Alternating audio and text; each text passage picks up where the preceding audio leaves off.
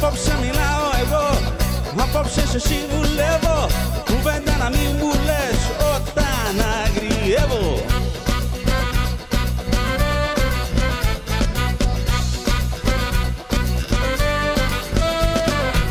Σου είπα τι με ενοχλεί, μα κάνεις επαναλήψεις, τηλέφωνα βραδινά που έχουν αποκρύψεις.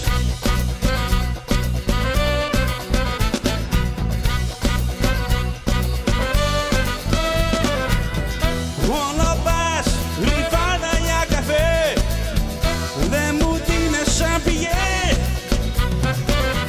κι η φυσιά σε τι σου αρέ, αυτά εμένα δεν μ' αρέ. Άλλο δεν μπορώ να τα συγχωρέσω, της καρδιάς σου τα μορφογράφτα για να begin θα σε καταπιώ σαν ένα εσπρέσο, αν δεν τα κρατήσεις όμορφα.